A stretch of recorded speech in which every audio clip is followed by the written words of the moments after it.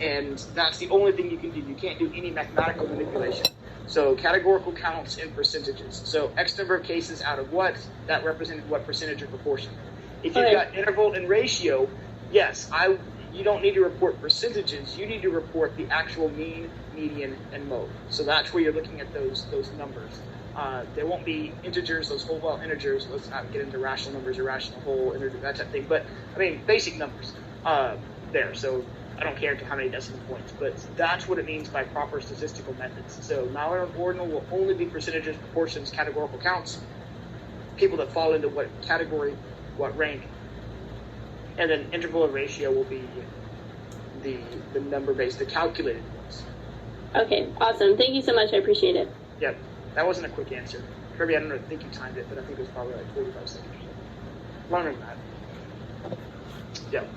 All right, I've got 5:35. Let's go ahead and get started. Today is our first dive into an indices of development. So we gave a general overview, and then we kind of started cognitive development on Monday when we looked at language acquisition, some of the brain-based aspects of how we acquire that. Today, if I'm going to be ambitious, we're going to go for modules 4 and 5, cognitive development, Piagetian and Vygotskian-based theories. We usually take a lot of the time on Piaget. Vygotsky sometimes gets shoved to the extremes, and we'll see how much we get through today with regard to that. I will attempt to get through both of those. So, now, when we look at constructivism, we're going to start off with Piaget's theory. Swiss psychologist Jean Piaget. I don't know why I gave my French accent right there, but the principle of constructivism. Let me give you a definition of that, because that's going to be a springboard to understand the different influences of development that they identify.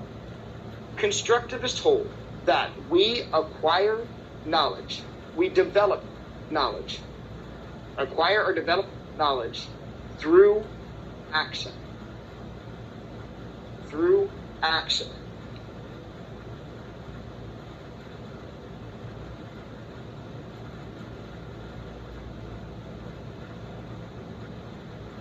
It views the developing child, the learner.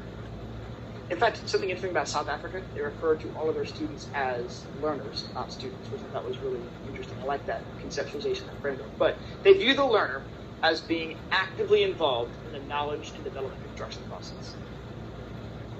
So therefore, according to constructivism principles, now, are they right? Are they wrong? That's for you to decide. When we go over cognitive-based theories, this is not a cognition class. Graduate students, you can take many different courses over cognition. Undergraduate students, the psychology of learning, those aspects there. Many different theories that have competing views. We're focusing on this. This is what your book focuses on. This is a prevalent view. It's one of the ones that you see most often in these type courses, these survey-based courses. I'm not saying this is the correct view. Please understand that. I'll present their theory. I'll present their terms. It is up for you to decide whether you kind of like this theory or think that there's alternative explanations. But the constructivists emphasize the active role in the learner in their own cognitive development. And they say that cognitive development occurs because of these three influences. Number one, maturation. Now, we saw that on Monday, correct? Differences between development and maturation. That was in a general framework. This is a specific term that constructivists use. And so this is the nature-based aspect of constructivism. Maturation refers to the biological changes that are necessary for learning to occur. The biological changes that are necessary for learning to occur.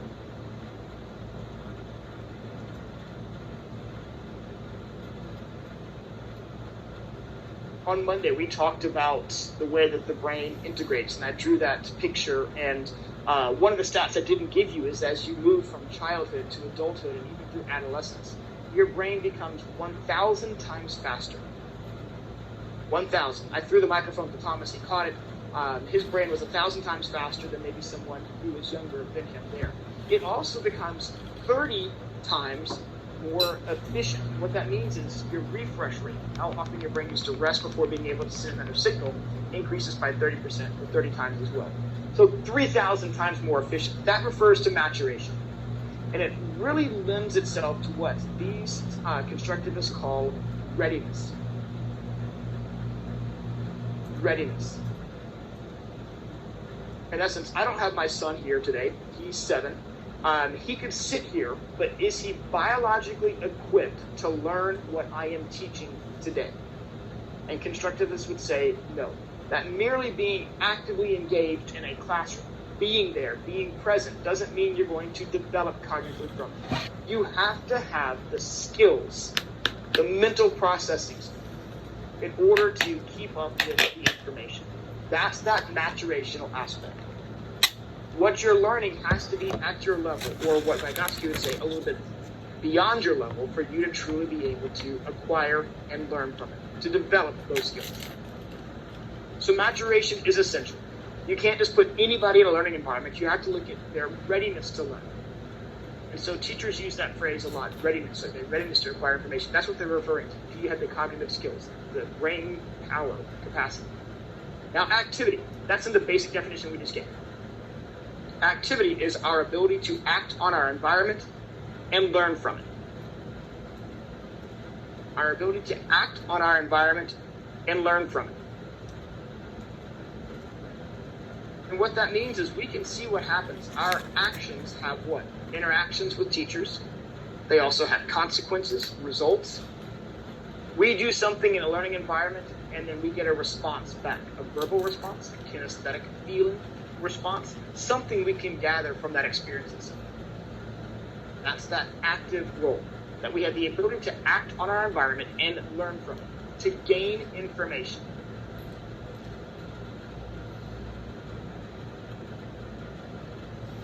And finally, social transmission. Social transmission talks about learning from being in either contact or communication with others. Learning from being in either direct contact or in communication with others. I don't know what constructivists would think about learning via Zoom technology. And that disappeared out of the frame. Learning via Zoom. I don't know whether you think this is an effective social transmission medium. I'm communicating via this method. That's one method of social transmission. Group work. Now, some of you just vomited in your mouth. Ooh. But can you learn things from other individuals? We'll talk about that when we get to our learning unit. But those 3 aspects, that we can learn based off our own actions, we can learn from being connected and communicating with others, we have to have the skills necessary. If you like acronyms, MAST, learning sets sail because of the mast. That's just one way you can remember those aspects there, a little nifty mnemonic that could perhaps aid in the recall of that. But those are the influences of development. Those must be present. We can learn via those modes, either directly or indirectly. We can learn, but we have to have those skills and abilities necessary to acquire information. Beyond that, they grouped and identified thinking tendencies that characterized constructivism. I apologize in advance for those individuals who like felines and cats. Today is the day that I really kind of pick on cats. And I know that there's people in here who really like cats. I know that from your virtual introductions. We'll distinguish between cats and dogs today. Now, thinking tendencies. These are the cognitive characteristics that we take into a learning environment. The characteristics, the cognitive tendencies that we take into a learning environment. So organization is an ongoing mental process that fuels cognitive growth. An ongoing mental process that fuels cognitive growth. And what it does, what this organization does, is as we experience things, we group them into structures, systems, or categories. As we experience sensations, as we experience communication, as we experience whatever it is in our environment, we learn to categorize that into a system, a structure, or a category. And what this does, what this organization does, is it helps us in real time make sense of and understand the input we're receiving. This is a very quick process. You get into, I like snapping. I snapped the other day, so I'm continuing the snapping process, but it helps us make sense of the information that we are currently encountering. So let's think about what we're encountering. One of the things that the constructivists identify as the building blocks of knowledge. That's the definition. Building blocks of knowledge are what they call schemes. Building blocks of knowledge are what they call schemes.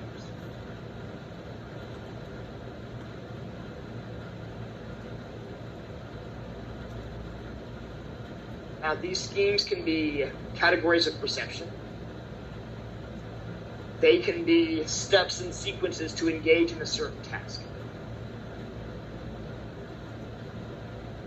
But what these schemes allow us to do is identify and differentiate between objects and experiences in our environment. To identify and differentiate between objects and experiences in our environment. Now, this is going to require a little bit of audience participation. So, show what you know. I'm going to toss out a category and then tell me some facts or features of that category. What this shows is that you have kind of a schematic knowledge of, and the word I'm going to use is cat. Tell me some things that you know about cat. They shed. They purr. They purr. Okay, they poop in a box. I heard that over here. That was a great one. Other things, what did you say? They have fur balls or hair balls. They hack them up. Describe what a cat looks like. Small. Colorful. How many different colors do cats come in? Like what varieties? I mean, you have like orange tabby cat, allergic. You've got the white cats, I'm allergic to that as well. You've got the black cats, I'm allergic to that as well. And so you look at all these different colors and categorizations, long tail, short tail. You've seen cats with no fur, right? Those freaky kind of wrinkled looking cats. And so now, what sound do cats make? Oh, let me hear it. Come on. Zoom room, you work today. Let me hear you meow. Meow. Meow. Okay, perfect. All right, so we got it. We heard it loud and clear here. So you know these facts about cats. Now, how do you learn that? How do you learn about what a cat looks like, what a cat sounds like, why cats take the baby's breath out of infants, why they scratch, why they hiss, why they're mean, why they're aloof, all these general facts that we know about cats. How did you learn that? Well, maybe some of you had a cat growing up. Okay, and so you learned that cats, if you bother them, will claw you, and they've got sharp claws and those type facial features. You learned that through experiences, and maybe that you had a cat, and that cat was a white cat. You went over to a neighbor's house, and they had a cat. It looks like your cat, but it's different, and so therefore, what do? You add to your understanding of cat. So schemes, the building block of knowledge, is our category of perception. So right when we encounter cat, we make basically a file folder. When you save lecture notes, do you make a file folder that says INC 301? Okay, or EPSY 602, according to what the constructivist view is, every time we encounter something new, we gotta make a file folder for it. Now, we know, and all of you guys know, that cats are a larger part of a kingdom kind of feline disorder species. I don't know where that goes, but cats are a larger part of the feline family. What are some other felines you can name? Tiger, lion, Simba, bobcat, all of those. In fact, one of my favorite chips in South Africa, literally their bag of chips is called Simba. It's got a lion on the front. They're amazing. Chutney flavor and lots of meat flavors of potato chips when you travel around the world. So what do we have to do? We gain knowledge through experience, through this activity. We can be told about cats, we can read books about cats, that's social transmission, but we build a scheme around what cat is. Then, when we encounter an instance that doesn't fit into what we currently know, we have to adapt. Adaption. That's really where cognitive growth occurs, how we adjust to new information. How we adjust to new information.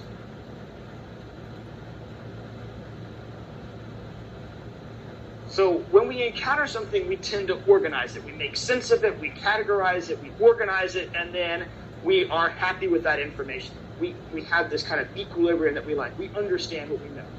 But then all of a sudden we encounter something we don't know. It doesn't fit that category, and we have to adapt. There's two different ways that constructivists say that we adapt. Number one, assimilation. Assimilation means we use an existing schema to make sense of new information. An existing schema is updated to make sense or incorporate new information.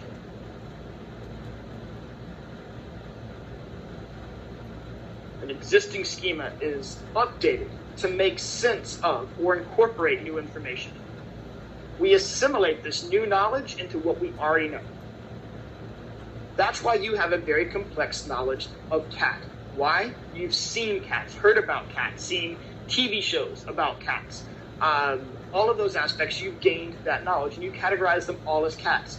Wild cats, domestic cats, thunder cats. That was a TV show when I was growing up. But when you look at those, all of that experiences fits. Now, we haven't talked about dogs, but let me ask you this about dogs. Have any of you ever had a dog that has been sprayed by a skunk before? Did that ever happened? I have 2 beagles, and luckily we live on a green belt, and we've got kind of this forested area behind us. We have smelled skunks. They've never been sprayed by a skunk. But imagine the first time, and if you are an intelligent animal like a dog, and you encounter something that looks like a cat, but it's got this white stripe down its back. All of a sudden you realize, oh, that's not a cat. That's when we have to accommodate. What you experience does not fit and does not align with what you already know. It's a different animal. You can't categorize it as cat, unless you're Pepe Le Pew. And so what do we have to do? We have to accommodate. And accommodation is 2 separate stages. 2 things go on. When we encounter something that does not fit, first of all, we have to modify or change our existing schema to exclude that. So our current knowledge of cat now has this distinction that cat has all these characteristics, but not this. It doesn't squirt, spray, it doesn't have this features. It's a different type of animal. So we have to update our existing schema to exclude this information that does not fit. And what do you think the second obvious step is? What do we do with that new information? Okay, create a new schema. Create a new category. So now we've learned cat, skunk. It sounds simplistic, but we do this throughout our life as we encounter new instances. How do you guys watch Dora the Explorer? Okay, or her cousin Diego, right?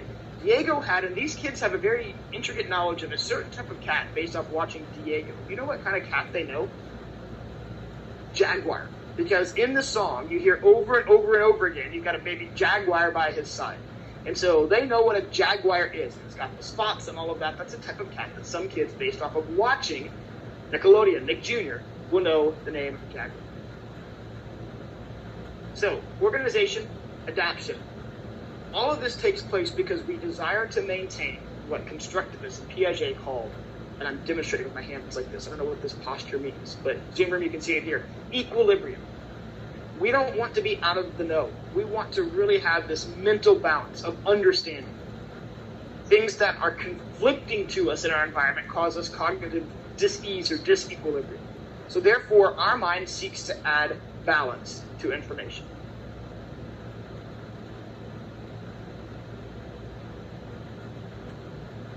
So with that in mind, here is a major deviation from your book. So far, if you're reading your textbook, all right, I've seen that. That makes sense. Here's one of the things that I cannot even fathom why your book does not do, and I need to write the end. There are, just like we talked about the other day, discontinuous versus continuous. Piaget has a discontinuous theory, which he divides different developmental milestones into separate stages, and there are 4. Now, the one thing that is widely known is that when we look at these age groupings, and you'll see this first one, 0 to 2 years, that represents quite different developmental characteristics. What a 6-month-old is capable of doing from a cognitive standpoint is very different than what a 16-month-old is able to do. And so there are, and it's widely known, sub-stages of Piaget's cognitive development. But your book doesn't have them.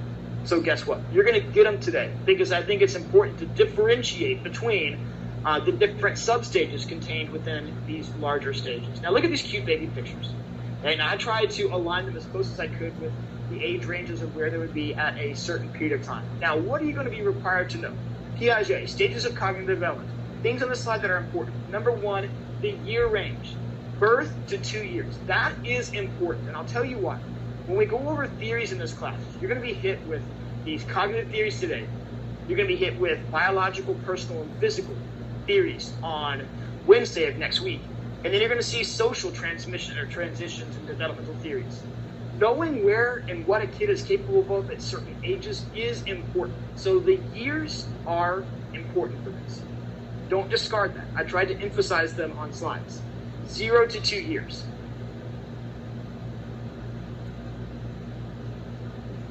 And we're going to kind of walk through how kids cognitively develop according to a Piagetian view.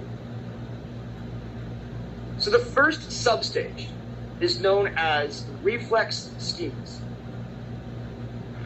Reflex schemas. And this is simplistic, very little cognitive thought. A lot of it is what we call innate actions. I-N-N-A-T-E. Inborn reflexes. Things that we haven't learned, but we are actually biologically programmed to do. Why? Because they're survivalist in nature. If you ever watch those nature shows and the jaguar is creeping up on the kudu, and the kudu has just given birth, and there's a little baby antelope, and it literally can run within minutes of being born. Okay, that's an inborn reflex that it has, survivalist in nature. So with that in mind, these reflex schemas, these innate responses to environmental stimuli, what are some things that you can think about that infants do with response to environmental things that they will encounter? What are some things they encounter? Temperature change, noise, volume. How do we get nutrition early on in life? Okay, breastfeeding or a bottle, right? How do you have to take that, or you have to suckle? In fact, my wife is a postpartum nurse at Scott & White, and oftentimes when you have mothers, sometimes inborn or newborns have trouble what they call latching on. They don't have that sucking or suckling reflex down, and they have to be helped with that. That's a reflex schema. Anybody here have a very, very young niece, nephew? It's really cool that when, and this is, try this with your own kids when you can, but if you put your finger in the palm of their hand, you know what they do? They grasp it. Okay, they haven't learned that. That's just innate, inborn reflexes. Now, what are they doing? They're learning to interact with and engage with stimuli in their environment. Hey, Kirby, you said light and noise. Hey, turning their head towards and away from a mother's voice for the first time. They'll respond to that. That's all reflex schemas. We're learning to interact with our environment. The key thing about these is that they are innate. They don't really represent a lot of learning. It's just more but using and integrating these reflex-based aspects. So the second stage, primary circular reactions. Now, let me kind of break down each one of those. Primary. Primary means of the body. Circular means repeated. Primary means of the body. Circular means repeated.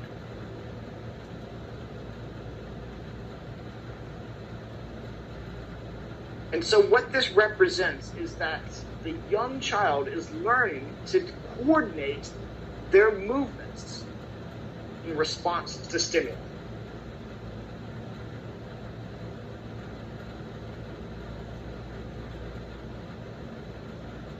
Two to 4 months in which they figure out that they can wave their hand. And that's the funniest thing they've ever seen, and they wave it over and over again because it just looks cool and it gives them pleasure, and they might coo and laugh about it. They're just, all of a sudden they discover that they have another hand over here, so they wave this hand there too, and they repeat that, and they might kick their leg. In fact, if you walk into Target, now don't walk into Target, because if you do, you're coming out $100 poor at least. Anybody here? That's I cringe when I heard my wife was at Target. It just never good for our bank account. But and all of you know the same thing. But if you go down the toy aisle, and you look at that, you can look at the ages of toys that are appropriate. And a lot of these toys you will see don't really have ages of 2 to 4 months because what? They're learning to experiment with their body first. A lot of the toys that you see start off at the ages of 3 to 6 months. 3 to 6 months. Graduate students, that's important. If you're looking for using this theory in a developmental toy, look at what is age-based appropriate. What are they ready to engage with? And so as we move from this primary circular interactions in which you did this repetitive body experimentation, okay, kicking and swinging, then what do? Secondary, what do you think that adds? It's repeated actions that are external, which means you start integrating objects. Name a baby toy that you can think of that would fulfill this, that babies can manipulate and use. A rattle, okay? If we were playing Family Feud, Steve Harvey would say pass or play. Number one answer there. All those type things. A rattle, and you kind of realize that, hey, I can add this in. Target or Walmart or Amazon will sell you any number of toys, which infants start coordinating these reactions to incorporate what? External objects. How do they engage with them? Using reflexes, okay? Sucking on, putting in their mouth, shaking, gripping, grasping, spinning, experimenting, kicking, those type things. They discover that it does something. That's a secondary circular reaction, external object. Now, you do something often enough, you move beyond just these simplistic secondary circular actions into something that we call goal-directed actions. That's why there's 2 different lines here. If you drew a line between this 4 to 8 month and 8 to 12 month, you'd start moving from happenstance or accident or just incident to intent. Goal-directed actions means that they can intentionally engage in an action. Repeat it on purpose. From the Piaget handbook itself, it is represented as a coordination of schemas and intentionality. Coordination of schemas and intentionality.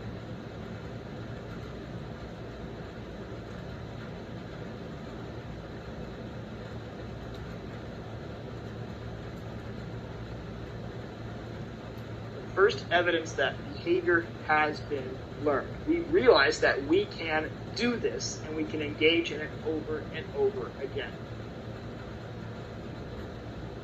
Now, you want to be parents. This is when your child also has the elements of, and we'll see this on Wednesday of next week, movement, locomotion. They can start kind of crawling around. This is when in your house you have to baby-proof your house. Light sockets and things that can be pulled down, because guess what? They're going to experiment with that. Now, if we've gone from primary to secondary, what do you think tertiary is? Because there's nothing left. We've done body. We've done the environment. What do you think tertiary refers to? Applying knowledge how? Experimentation. Using things appropriately, experimentation, and stringing together a series of actions. Hey, this rattle is fun to shake. Let me grab this cat's tail and shake it too. So you apply what you've done on one object to another object and see what happens. Trial and error, experimentation. Stringing together, sequencing of actions. So here, I kind of think of it, you take it to the 3rd degree. You've gotten the body basics down, you've coordinated that to be able to integrate objects into it. You do those things with intent, and now you start to experiment. So from intent to experiment is the leap that we make here.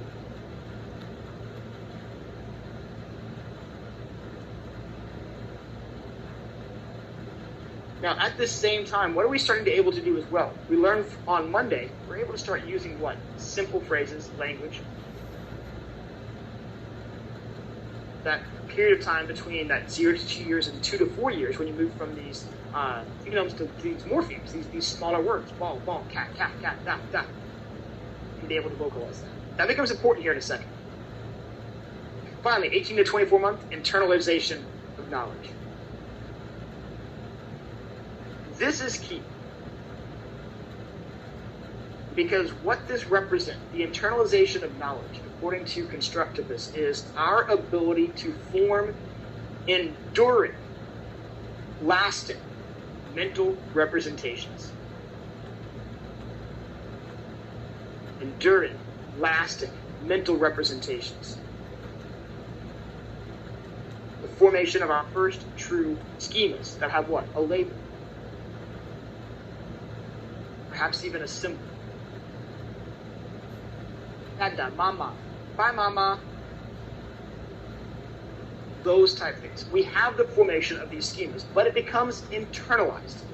That internalization is essential. It's a big categorization, the difference that we see in these young kids. Now, these are guidelines that you can see. Do some kids move through these faster? Of course. Do some kids move through these in a developmental delayed way? Absolutely. So just like we talked about on Monday, are there individual differences here? Yes. And while I want you to know that sensory motor period is from 0 to 2 years, I'm not going to play a gotcha question and say tertiary circular reactions occurs in 14 months, true or false. Okay, that's not really what I want you to get out of this. I want you to see the sequence and the growth and the development that occurs according to this data. Now, this internalization aspect is key because what comes next is the pre-operational stage. This is where a lot of people kind of get confused on this. Let me give you a definition of what an operation is. We're going to operationally define operation. Yes? So the question was, does it have to follow the same order? Some of these could actually be compacted. I mean, you can see the evidence of the display of these. Theorists have broken it down into these substages.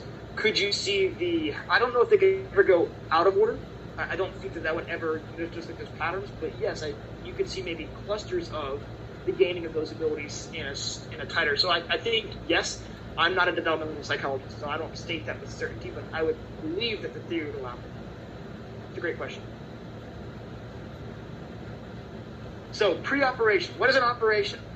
Any action that can be carried out mentally rather than physically. Any action that can be carried out mentally rather than physically.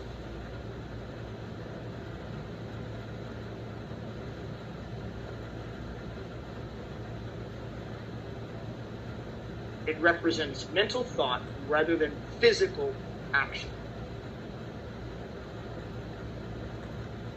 The whole goal now is to start to internalize information. Now, you will see this label here, pre-operation. And what this means is that kids identified in this substage do not have this ability yet. Kids in this substage do not have this ability yet. I put 2 to 7. Some places you'll see 2 to 6. I would never ask you a transitory type. 6 years old, capable. That's just kind of there's different books and theorists who believe that this stops at a certain age. You think about 6 years old, that's around first grade, kindergarten. So really formal schooling years. Almost think about this kind of like preschool age kids versus school age kids. Now, also here, and again, I don't know why this is not present in your book, are the presence of 2 distinct substages. Because when you think about the cognitive abilities of a 2 and 3-year-old versus those of a 6 and 7-year-old, there are stark differences. Major differences. So if we're working towards being able to internalize knowledge, to be able to do things in our mind, and when I say in our mind, we don't have to have things directly in front of us. Let me jump down and give you some of the thinking tendencies that we see in kids of this age. Young kids, 2 and 3 years old, are characterized by what we call syncretic thought, which means the only thing that they can think about is what can be perceived and directly experienced. What they can think about is only what they can directly perceive and experience.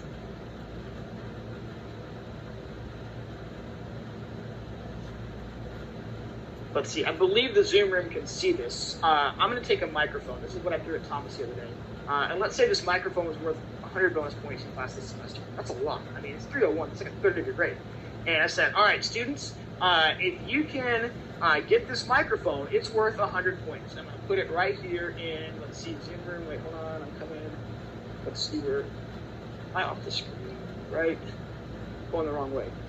I got to go. There I am. Okay. So I'm going to put it right here in this seat. Okay?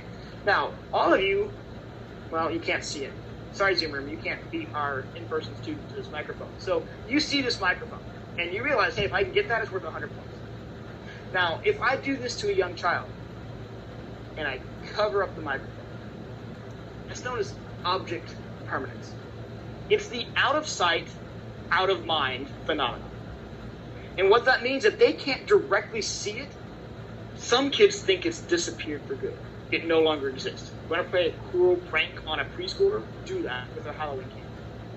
One of my favorite bits is Jimmy Kimmel ate a Halloween candy. That's one of the things that he does every single year. If you haven't watched those videos on YouTube, you need to.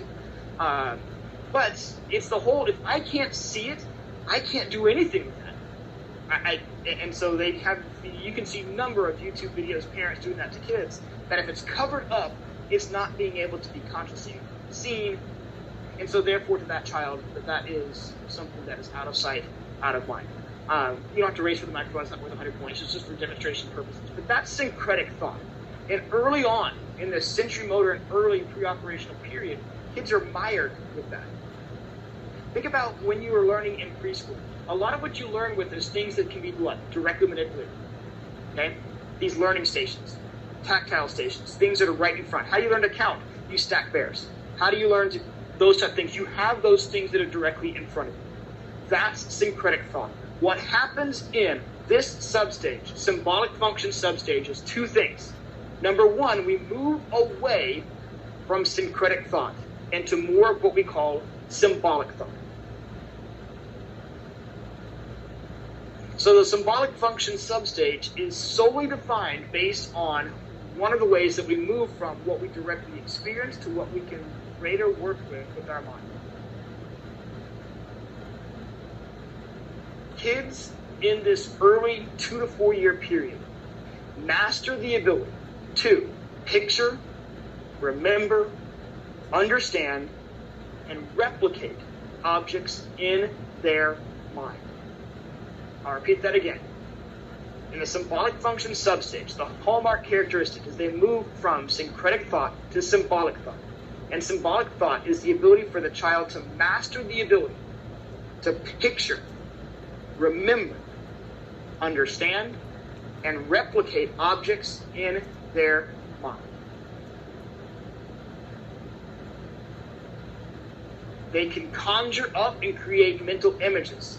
If I ask you to visualize a cat, you right now have the ability for symbolic thought to do so. You can create mental images of objects and store them in your mind for later use. If I ask you to think of a cat and then draw it, you could do it. That's symbolic thought. You don't have to see a cat to draw it. You don't have to experience that directly.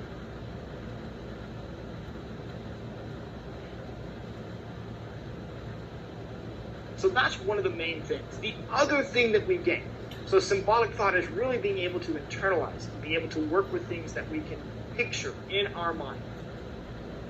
The other aspect is the development of semiotic functioning. Semiotic functioning is the ability to use symbols or gestures as representations for objects or actions. Symbols or gestures as representation for objects or actions.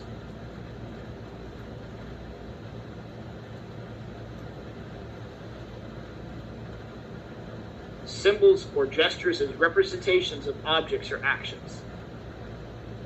One of the things I wish would have been available to me when I went through high school was an alternative language to take as my foreign language credit. When I went through high school, the only choice I had here in the state of Texas was Spanish.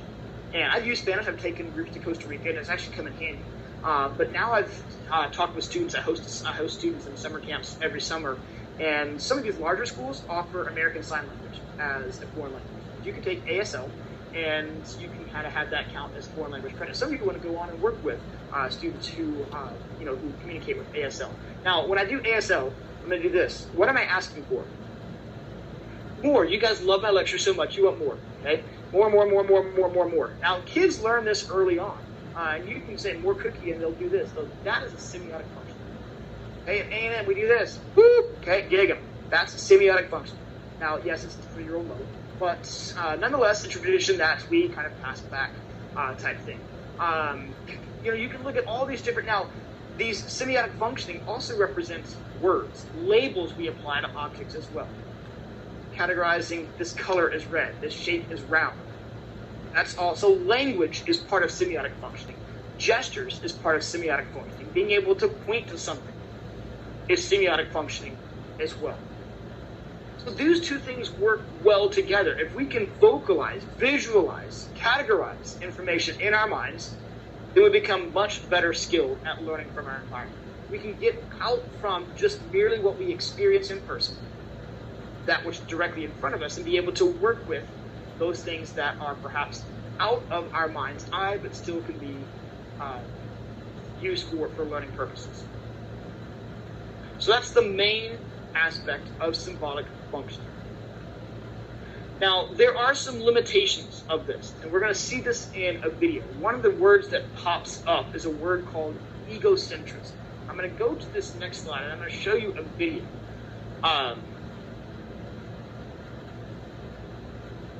So when we look at children in this transitory pre-operation stage, they move from the symbolic function substage to the intuitive thought substage, 4 to 7 years old. A lot of this deals directly with their ability to now use what? Language. If you saw from the slide the other day, 4 to 6 years old is really the incorporation of what? Formal language. Grammar, syntax, pragmatics. Children can talk about where they're traveling to. Where are you going today? I'm going to school. Me go to school. Some of those type of communications. They can communicate. They can talk about or draw places they've visited. Anybody here go to Disney World when you were really young and don't remember it? And your parents are like, you went. Okay, it counts. Sorry. That's one of the aspects there because they said, we've already done that. And let me tell you, Disney is an interesting experience when you are a parent. I'm one part short, but some of my best experiences at Disney, honestly, you don't listen to this, my wife or my kids, is without my kids. Because you get all the way to the front of the line and they will not ride this ride. And yes, it was the Pooh's Honey Cup Teacup. It wasn't even like Space Mountain.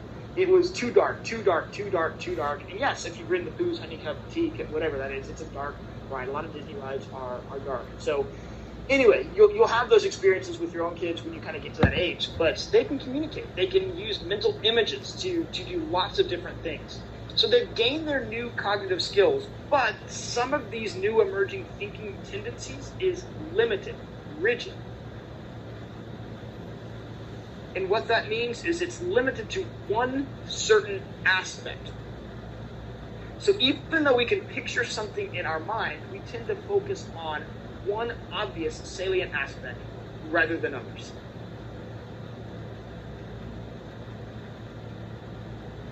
The other thing, and the other characteristic of this intuitive thought substage is learning through questioning. Learning through questioning. So now that we've gained this semiotic function, and we're moving from syncretic thought to symbolic thought, and we have this increased use of language, I could abbreviate this intuitive thought substage with one letter. You know what that letter is? Why. Why?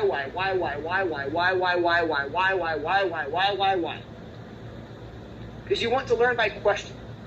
We don't learn by experiencing directly anymore. We learn by questioning. Why? And as we question, we gain information. You can see that boy there with the exclamation points. I'm guessing he's saying why. I grabbed these graphics from a really neat site that talks about some of these characteristics. But egocentrism is something we're about to see a video in which it's going to be viewed. Egocentrism is being able to view things solely from your own perspective. It doesn't mean like, oh my gosh, 5-year-olds are arrogant, they're so egocentric. That's not what we're talking about here. There's no judgment of social characteristics.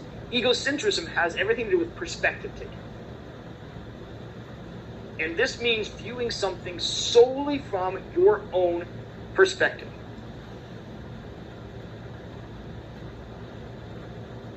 You don't believe anybody can see anything different than you. So I've got these cute clips of kids, and everyone likes watching cute clips of kids, right? So we're going to move over to Zoomer. Make sure that these work. So you heard this and saw this right off the bat.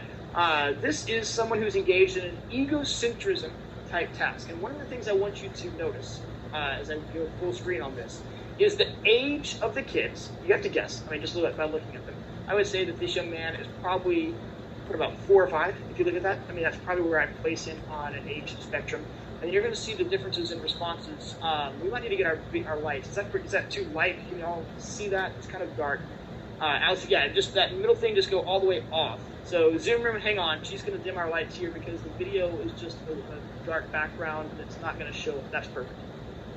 Wow. Well, now we're all in the dark. So, but this will work because we'll do videos. You can still see me. I'm still here. Okay, so we'll do some videos here. But here is our first video, egocentrism. Can you tell me what you see when you look at that from where you're sitting? What are some of the things that you see?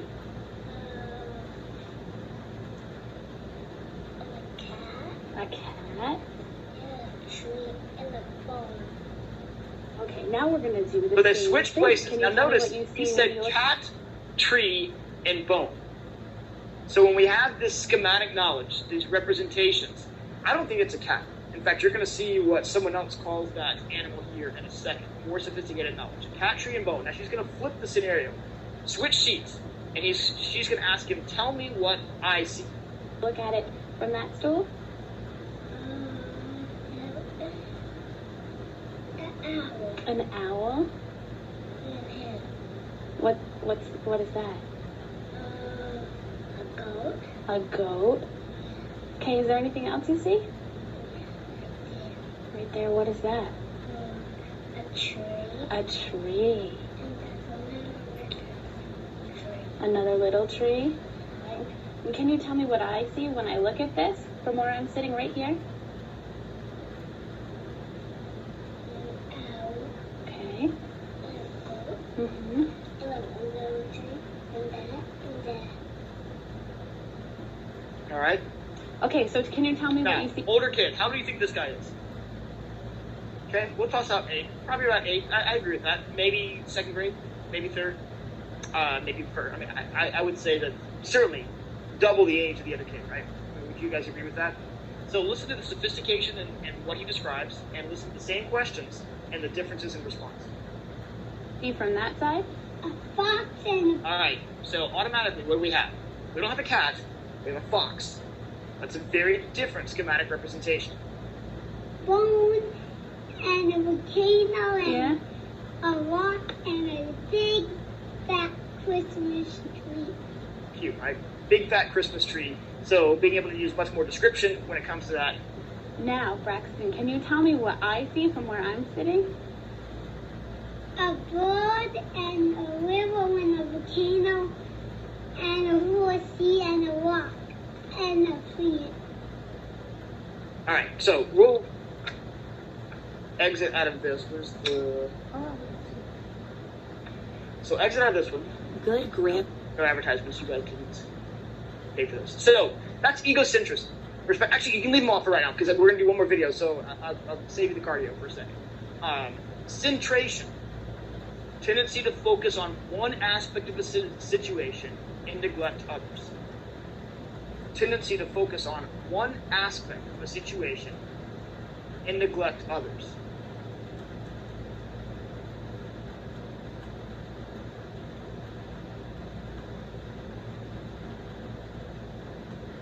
What this really represents is a child's inability at this stage to consider multiple dimensions.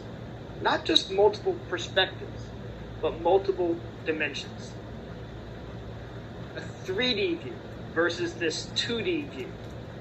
That objects can be categorized by length and color and weight and height and all these different categorizations. But what these young kids do is focus in on one aspect and have that be the primary determinant of their answer. Now, these are limitations that represent their inability to do something that constructivist and Piaget calls conservation. So when we move from, and it's a blurred line, it's a very blurred line. Some kids make this leap faster, some kids are slower in this. When we move from this pre-operational to an operational stage, what has happened is that we have gained what they call the ability to engage in logical thought.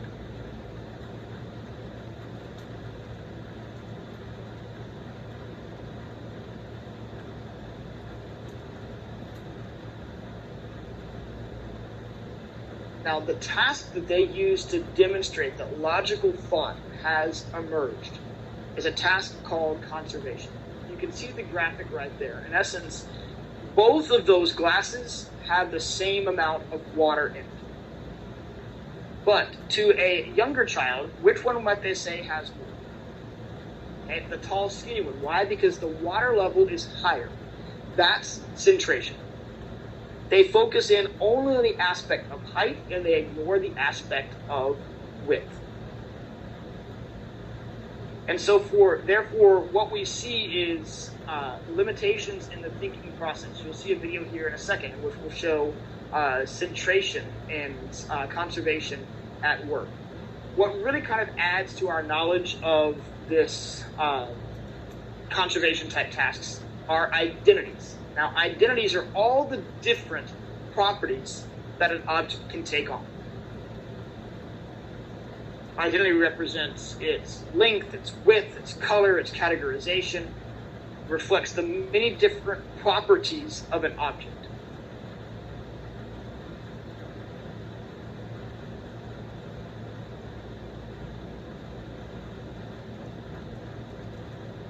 Compensation. Adjustment in one dimension can be offset by adjustments in another.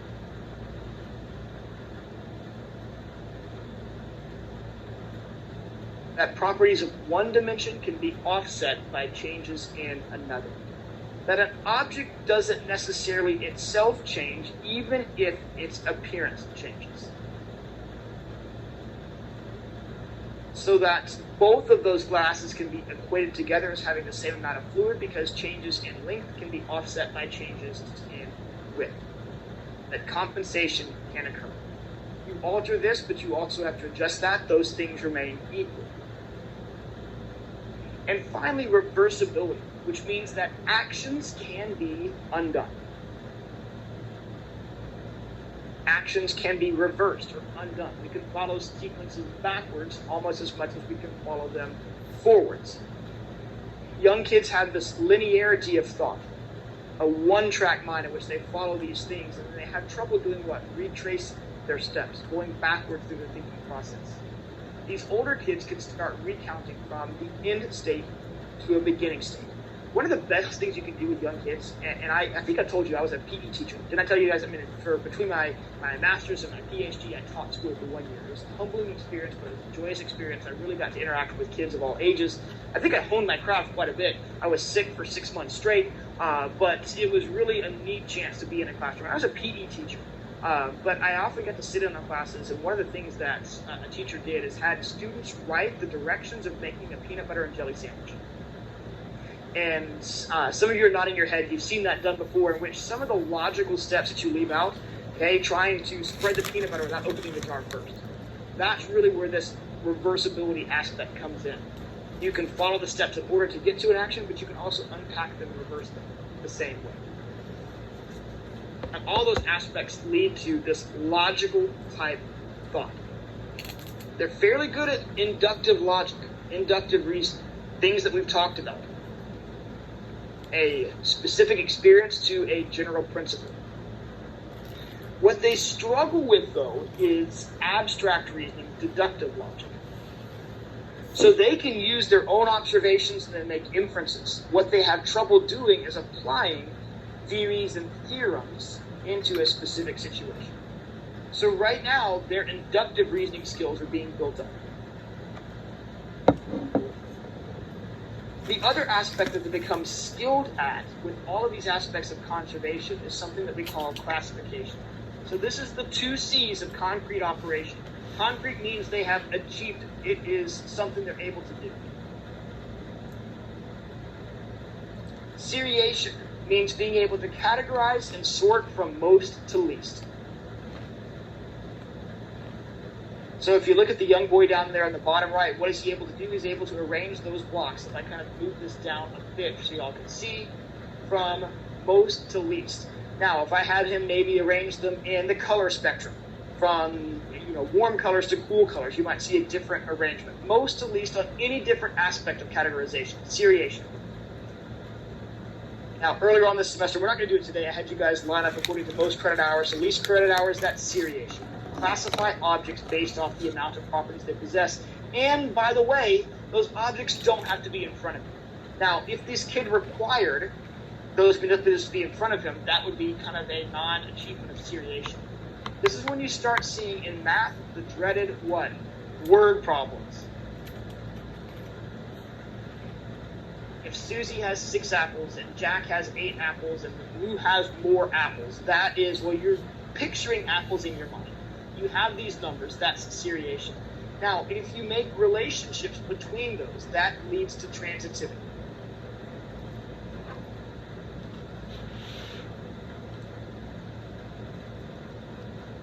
Transitivity is being able to make these, if A is greater than B and B is greater than C, even if you're not directly comparing A and C, you can still make those judgments.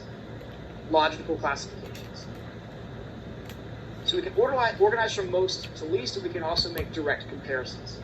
So we're going to take a look at another video, Piagetian video. This one is really cute. I like showing this one. It also shows the sad difference of how adults can perhaps trick young kids when it comes to desserts at the dinner table. So we'll watch this here.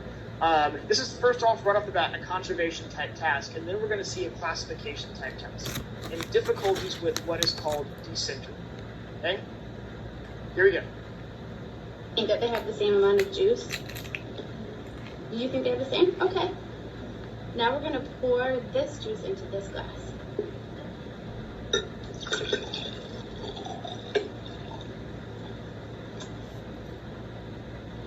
Now, do you think that this glass has more juice? This glass has more juice? Or do you think that they have the same amount? That one. This one has more? And why do you think that this one has more? Because it's taller. That's centration. So Older kid, right? At these 2 cups right here. Do you think there's the same amount of juice in this glass as there is in that cup? Precision of measurement. They're even? Okay. They're the same. So we're going to take the juice from this glass and pour it into this one right here.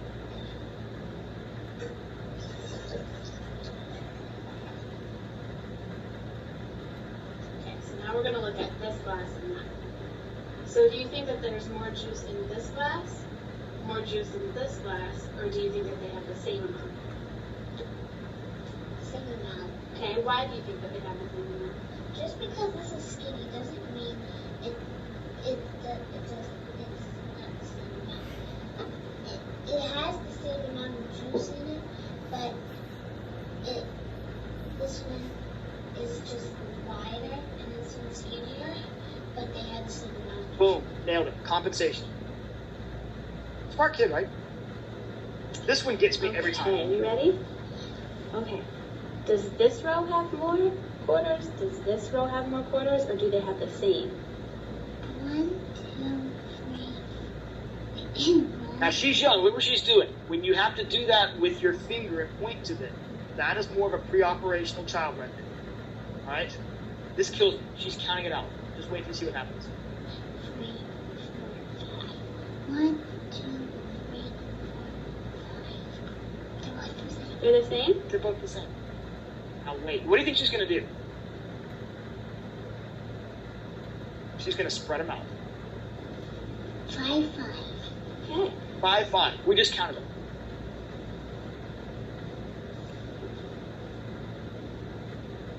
Okay. Does this row have more quarters? Does this row have more, or do they have the same? This one has more. That one has more quarters? Why does this row have more quarters? Because it's more far away. It's more far away? So that's centration. She's focusing in, even though she did that right in front of her, she's focusing in on what? The length of the array of quarters. Even after she just counted them, 1, 2, 3, 4, 5. Now it gets worse. More far away looks like bigger.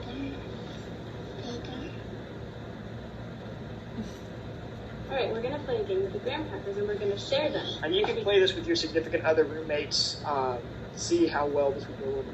Me and you, okay? Okay.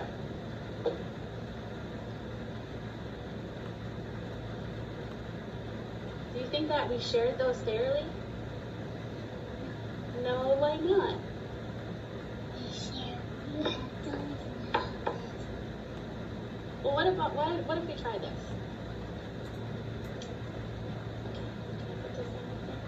Now is it fair? Yeah. Yeah, why is it fair now? Because We both have to. Look at her face.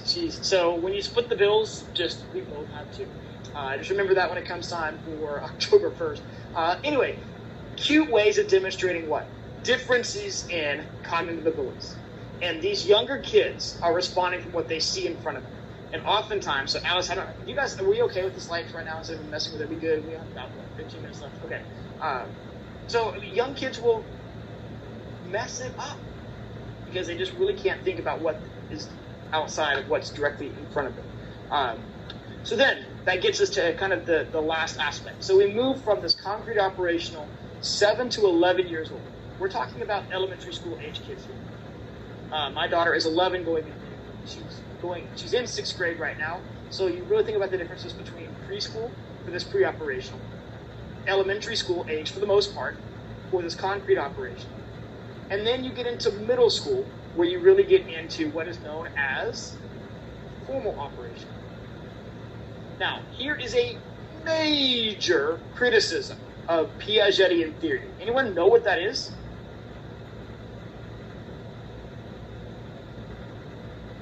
$11-year-olds to adult.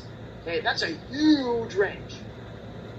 There's theories that have come in and said there should be a post-formal stage, or stages that differentiate between adolescent-type thought and adult-type thought. There's lots that we know about the adolescent brain that differs from an adult-type brain. In fact, I just talked about that in my adolescent development class 2 weeks ago.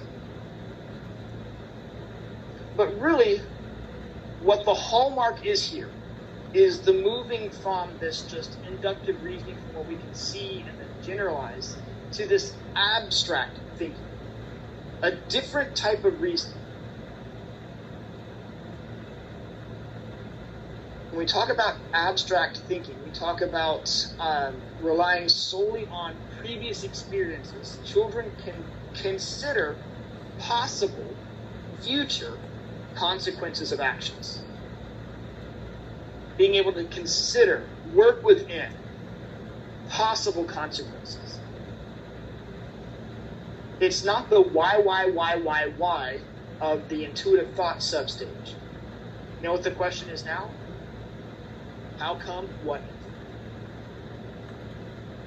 if? How come, what if? Mental experimentation. With this, you see advanced abilities to problem solve. Problem solving becomes more skilled. You're able to directly apply logic to an ambiguous situation. Younger kids will do trial and error experimentation to try to figure out how to solve a problem. Also, what is a characteristic period or a characteristic feature of this period is the structured whole. It's the way that we're able to fully visualize a problem set.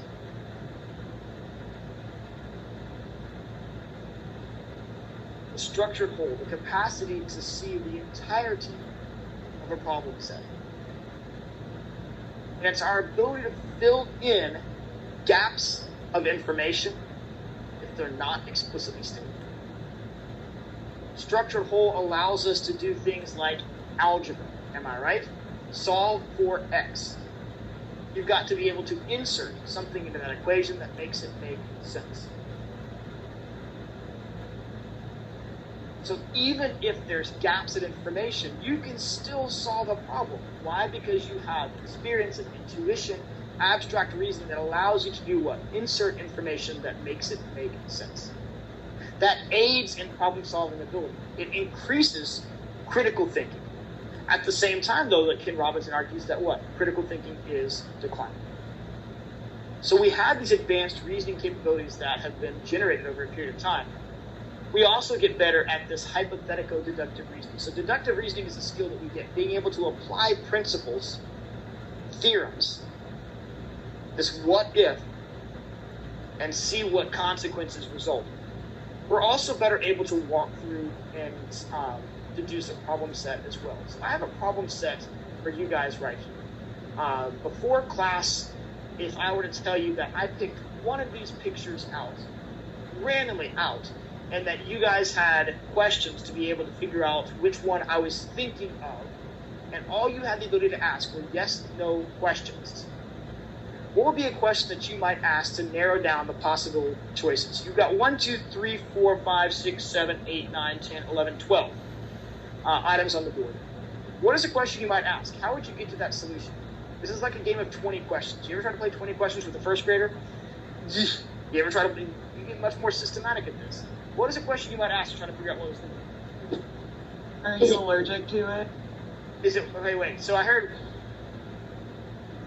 what'd you ask? I said, are you allergic to it? And so you guys focused straight in on cat, didn't you? Now, I purposely, every time I give this lecture, make sure that I put a lot of cat references up front. There is no logical reason to expect that any one of these items has a greater propensity to be chosen than any other. But yet, all of you immediately jumped to that. When I do this in my adolescent development class, when I talk about this, I tell experiences about playing a saxophone. Cat doesn't appear on the screen. And so they kind of intuitively jump to that. That's how our mind fills in, hey, he mentioned it, maybe that has relevance here. Young kids would be like, is it a banana? Is it a hat? Is it a bike? I mean, there's different ways you can get to this. You can use logic with this. Does it pertain to a U.S. holiday? Okay, you've got the watermelon for 4th of July. You've got the St. Patrick's Day, Halloween with the pumpkin right there. You can ask, is it on the first row, second row, third row? Lots of different ways that you can organize that to get down to your thoughts. But that's the hypothetico-deductive reasoning. Inserting hypothetical and what-if aspects to be able to solve an ill-defined or ambiguous problem. And gang, we're going to do it. We're going to get to Vygotsky. Now, I don't know if you like his picture more than Jean Piaget's, but he has a slightly different view of cognitive development. Still very much aligned with constructivism, but emphasizes a whole lot more the social aspect of learning.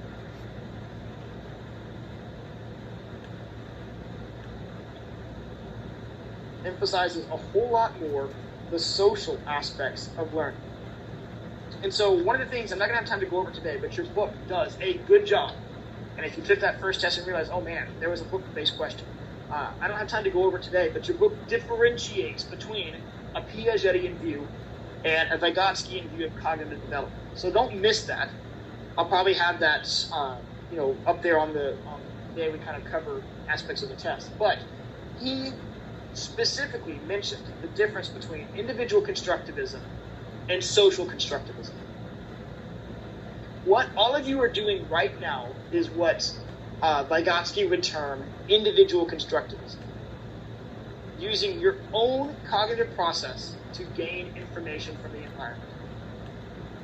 Using your own cognitive processes to gain information.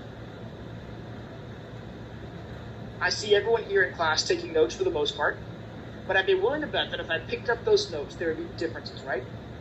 Because you wrote down things in different ways. You focused on some aspects, some of it. So that's all about how you make it individually meaningful. Individual constructivism is known as IMM. You'll see this later on in the semester too when we get to learning. Individual meaning making. IMM, individual meaning making. It's how we internalize and make sense of the information in our environment. Intra-psychological. Notice that it's not shared. All of you have your notes that you write. Now, if you made your notes public and you learn from other people's notes in this class, that is social constructivism. Remember, that's through being in contact or communication with other individuals. Have you ever been on a road trip in which you thought you knew the lyrics to a song and all of a sudden someone's saying it a different way? Especially Rocket Man, all right? Rocket Man! Everyone has their own interpretation of what comes after that classic Elton John song. And then you realize, oh my gosh, I've been singing that song wrong for 46 years. I never knew it was that lyric. That's more of this learning through being in contact with others. Inter-psychological. The word we use here is appropriation. Can you appropriate and use knowledge gained in contact with others? Appropriation.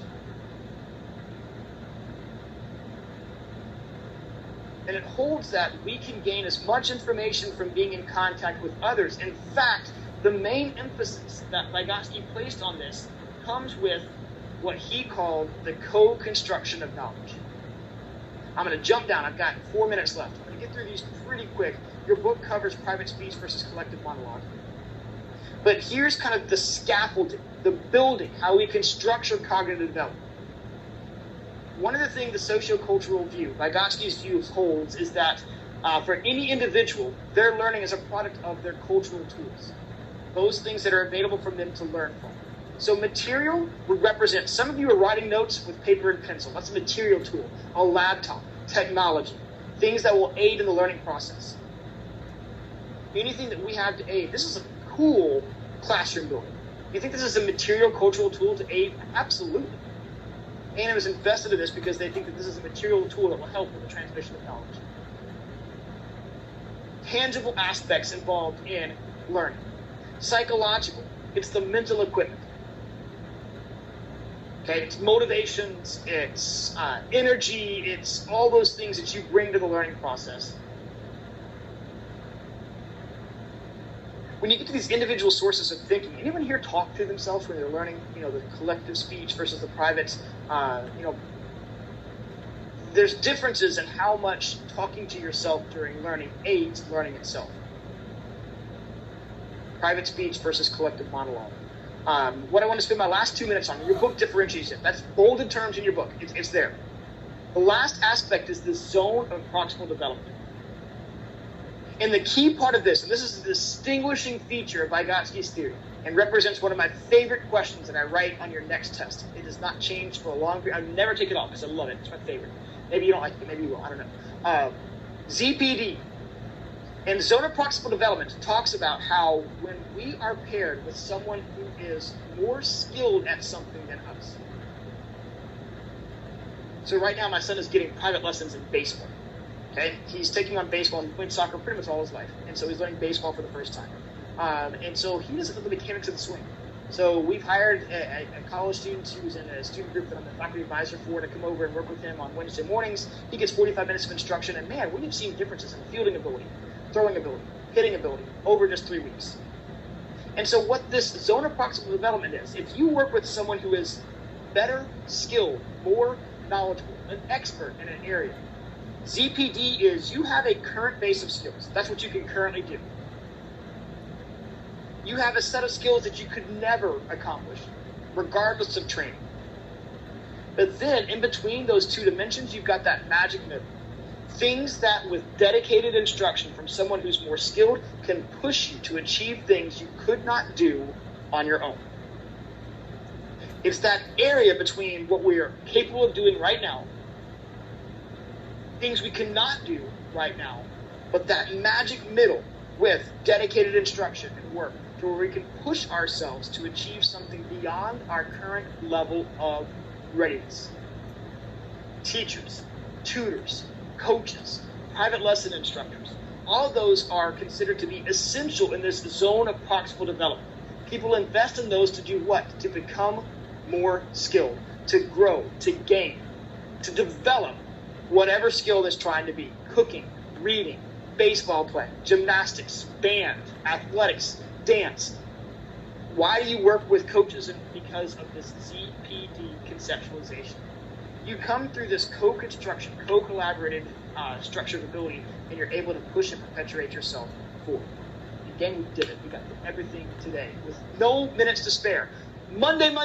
There is no formal class. We don't have a lecture on Monday. Your projects, intro projects, are due on Monday via eCampus. If you did indicate that you took the intercultural development inventory, I need you in this room on Monday. I still have the Zoom room. It's easier to do it in person, but if you're in the Zoom room, we'll have the Zoom feeds going as well. You'll get your results. We'll walk through those results. That'll be about the first 15 minutes. All graduate students, at about 5:50, maybe we'll say 5:55, I will break down your intro development project. Okay? Educational gadgets and gizmos, plenty. Who's it's and what's it's galore. If you've got thingamabobs, I've got 20, but who cares? No big deal. That's Little Mermaid for y'all as you leave the room today. So, anyway, most of you will not see me on Monday. But for those who do, I'll be ready to dissect your development project and then talk about your cultural awareness and indices there. So, gang, have a great football weekend. Stay safe. I'll see most of you next week. Professor Woodward, I have a question.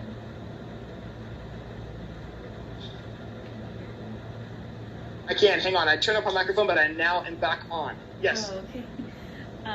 For the essay, do you want us to write down every single data that we collected, like for each question, or just like the top? No. A summary chart or graph is sufficient.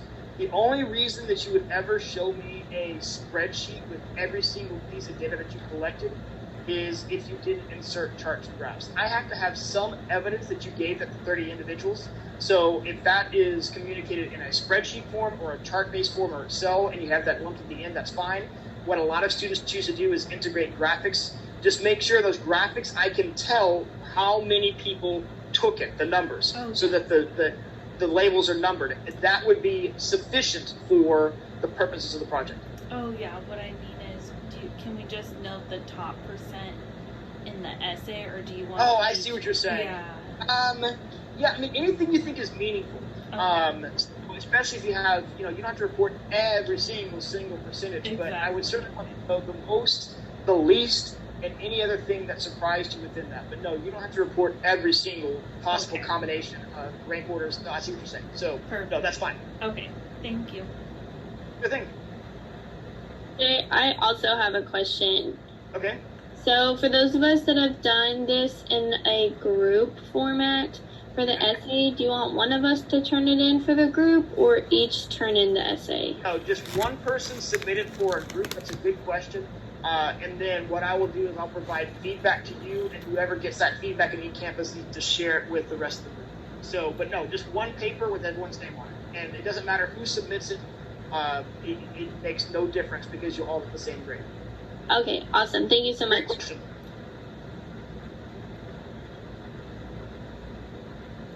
Dr. Woodward, another question. Okay, yes. Grad students are attending class on Monday, right? You are, yes. I mean, you don't have to. If you didn't do the IDI, then that's the first 15 minutes. And then if you think you know what you want to do for your development project and don't want that explanation, there's no requirement that you're here. I'm not lecturing on Monday. All I'm doing is going over the IDI results and then doing a breakdown, a full breakdown of the development project. So that full breakdown of the development project will be about 5:50, 5:55 after I've gone over the IDI results. Okay, perfect. Thank you. Yep, sure thing.